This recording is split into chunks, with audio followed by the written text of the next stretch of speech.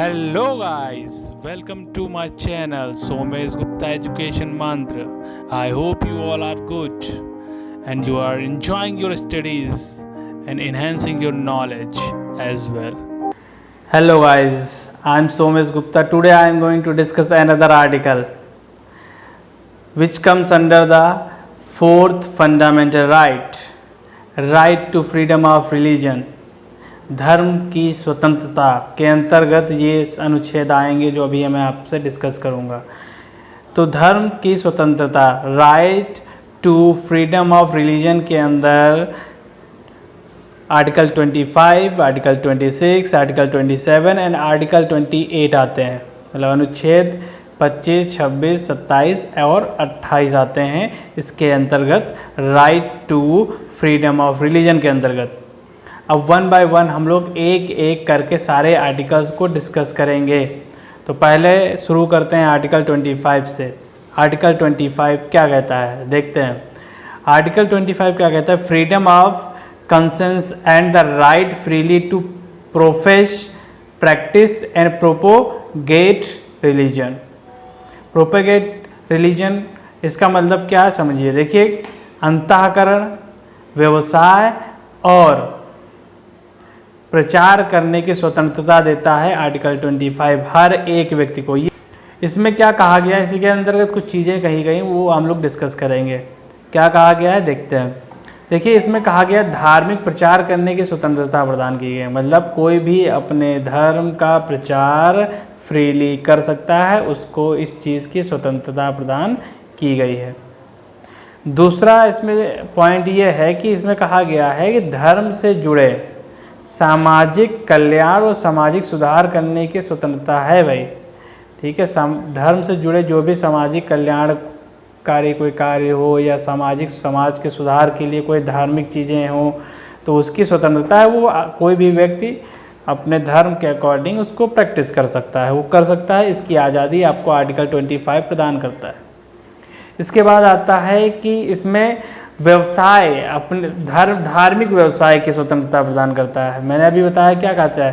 Conscience मतलब होता है अंतःकरण, प्रोफेस मतलब प्रोफेशन से, व्यवसाय से, ठीक है। और प्रोपेगेशन का मतलब होता है प्रचार करना। तो कहने का मतलब क्या है, प्रचार करने की स्वतंत्रता, व्यवसाय करने की स्वतंत्रता, अंतःकरण की स्वतंत्रता देता है आर्टिकल 25। इसमें एक बात और भी कही गई है, कुछ एक्सेप्शनल केसेस होते हैं। इसमें एक आगे जो सरदार होते हैं, ठीक है, तो वो कृपाण देखिए रखते हैं। तो कृपाण क्या एक तरह का वेपन है, पर वो फ्रीली रखते हैं। क्यों रखते हैं? क्योंकि आर्टिकल 25 क्या कहता है कि वो उनके धार्मिक आस्था के अंदर आता है, तो उसको वो यूज़ कर सकते, उसको अपने पास रख सकते हैं। ठीक है, तो इसमें सिखों को कृपाण रखने की स्वतंत्रता भी प्रदान की गई है आर्टिकल 25 में। इसके बाद आर्टिकल 26 क्या कहता है वो हम लोग समझते हैं।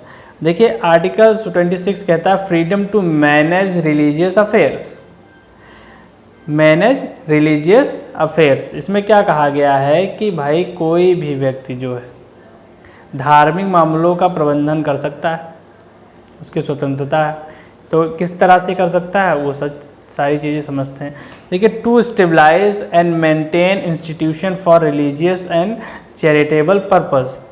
तो इसमें ये कहा गया कि कोई भाई चैरिटेबल पर्पस से या कोई रिलीजियस इंस्टीट्यूशन बनाता है, धार्मिक संस्थाओं को की स्थापना कर सकता है। इसमें कहा गया कि कोई भी व्यक्ति है जो धार्मिक संस्थाओं की स्थापना करना चाहे वो कर सकता है। ठीक है, ये अधिकार देता है आर्टिकल 26। और क्या कहा गया इसमें कि इसमें कहा गया to manage its own affairs in matter of religion. कहा गया है कि इसमें धर्म के मामलों में अपने मामलों का प्रबंधन करने के लिए स्वतंत्रता प्रदान की गई है, राइट प्रदान करता है ये।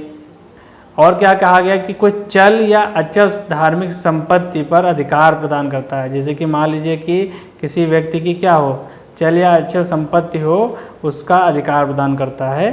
ठीक है, आप कोई भी धर्म के प्रचार के लिए कोई चल या अचल संपत्ति मतलब उसको आप वो कोई किसी पे भी धर्म के अकॉर्डिंग अपने जो भी है आप उसमें उसको यूज़ कर सकते हैं। मान लीजिए किसी ने मंदिर बनवा दिया, ठीक है, या कोई व्हीकल है जिसके ऊपर डिवोशनल अपने पिक्चर्स लगा, गॉड के जिसकी वर्शिप करते हैं, पिक्चर्स लगा करके एक जगह से दूसरी जगह प्रचार कर रहा है कोई व्यक्ति, तो वो ये कर सकता है। ठीक है, तो उसकी आज़ादी देता है ये आर्टिकल 26। फिर इसके बाद है नेक्स्ट क्या कहता है कि इसमें कहा गया to administrate such properties in accordance with law. ठीक है, धार्मिक संस्थाओं को अपना प्रशासन का अधिकार है भाई।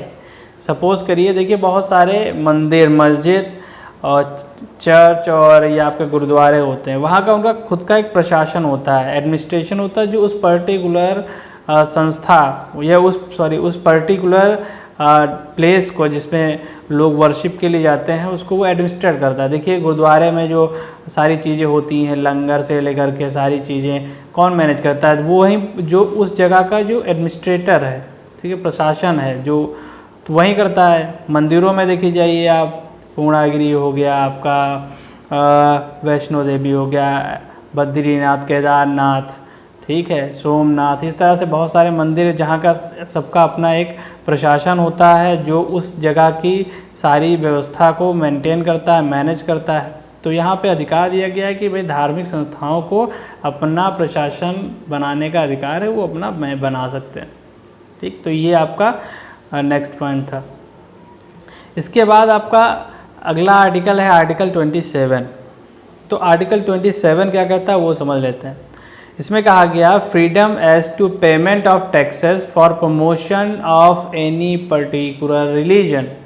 देखिए इसमें कहा गया है कि धार्मिक करों से आज़ादी प्रदान करता है, मतलब स्वतंत्रता प्रदान करता है। ये जो है हर एक नागरिक को, भारत के हर एक नागरिक को धार्मिक करों से स्वतंत्रता प्रदान करता है। कि भैया ऐसा नहीं कि किसी भी मंदिर में आपके ऊपर टैक्सेस इम्पोज कर दिए जाए, आइए भाई आपको टैक्स देना है, आप हिंदू धर्म से आपको टैक्स देना है, आप मुस्लिम धर्म से आपको टैक्स देना है, आप सिख धर्म से आपको टैक्स देना है। तो भाई ये जो आर्टिकल 26 है, ये आर्टिकल 27 है, ये फ्रीडम प्रोवाइड करता है भारत के हर एक नागरिक को कि वो किसी भी तरह का धार्मिक कर ना दें।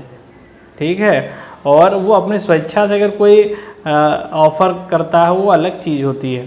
ठीक है, पर कोई धार्मिक कर इम्पोज किया जा रहा तो ऐसा नहीं किया जा सकता। इससे आज़ादी हर एक व्यक्ति को प्रदान की गई है।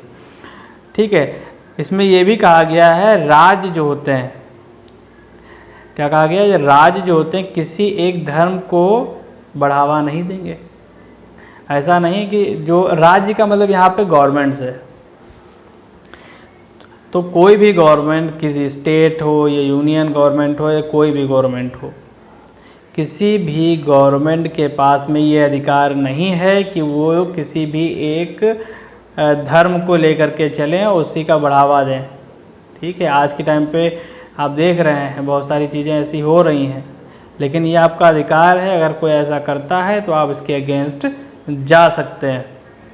ठीक है, तो यहाँ पे ये बात बहुत ध्यान रखने वाली है, कोई भी किसी भी राज्य यानी कि किसी भी गवर्नमेंट को ये अधिकार नहीं है कि किसी पर्टिकुलर धर्म को वो प्रैक्टिस करें, क्योंकि India is a secular country, एक पंथ निरपेक्ष देश है। सेकुलर का मतलब ही यही होता है कि यहाँ पे किसी भी धर्म को विशेष दर्जा नहीं दिया गया, सारे धर्म एक जैसे हैं यहाँ पे। जिस 42 जो अमेंडमेंट था उसके अंतर्गत पंथ निरपेक्ष यानी कि सेकुलर वर्ड को ऐड किया गया था प्रेम्बल ऑफ इंडियन कॉन्स्टिट्यूशन। यहाँ पे सारे धर्म एक जैसे हैं, सब एक जैसे एंजॉय कर सकते हैं अपने अपने हिसाब से, जो जिनका धर्म जैसा कल्चर है उस तरह से उसको एंजॉय कर सकते हैं, फ्री हैं, स्वतंत्रता प्रदान की गई है हर एक नागरिक को। तो कोई उनको फोर्सफुली उन सब चीज़ों को अपने हिसाब से नहीं करवा सकता, क्योंकि ये फंडामेंटल राइट है हमारा। ठीक है, तो आर्टिकल 27 आपको समझ में आ गया होगा। इसके बाद लास्ट आर्टिकल है आर्टिकल 28। तो आर्टिकल 28 क्या कहता है ये समझते हैं।